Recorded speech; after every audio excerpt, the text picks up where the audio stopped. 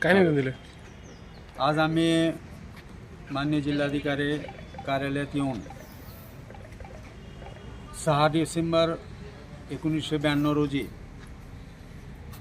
उत्तर प्रदेश येथील अयोध्या येथील बाबरी मस्जिद जी उद्ध्वस्त केली होती त्या घटनेचा निषेध करण्यासाठी व बाबरी मस्जिद उद्ध्वस्त झाल्यानंतर देशामध्ये मोठ्या प्रमाणावर जातीय दंगली झाल्या होत्या.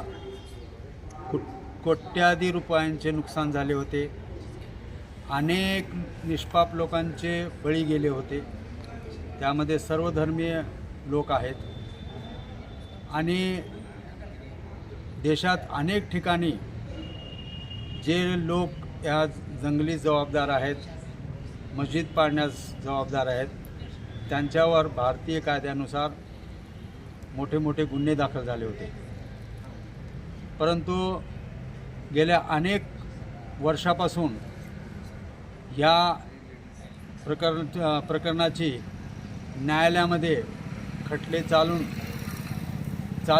आहेत. परंतु आत्तापर्यंत एकालाही शिक्षा झाल्याचे ऐकवत नाही व शिक्षा झालेली नाही.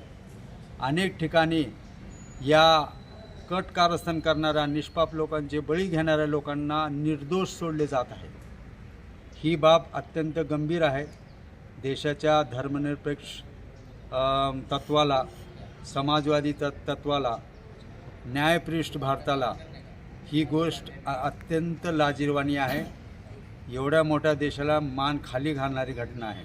आज राष्ट्रपती महोदयांना आम्ही हेच सांगितलेलं आहे की आपण याचं गांभीर्य लक्षात घेऊन यामध्ये स्वतः दखल घ्यावी व ज्यांचे खटले हे निघाले आहेत त्यांना वरच्या कोर्टामध्ये अपील करून, सर्वोच्च न्यायालयामध्ये अपील करून, माननीय उच्च न्यायालयामध्ये अपील करून काही खटले जे दोषी आहेत त्यांना शिक्षा मिळणे गरजेचं आहे, जेणेकरून जे निष्पाप लोकांचे बळी गेले आहेत त्यांना न्याय मिळेल व कोट्याधी प्रॉपर्टीचे नुकसान झाले आहे त्या लोकांनासुद्धा न्याय मिळेल असे आज निवेदनामध्ये आम्ही नमूद केलेलं आहे.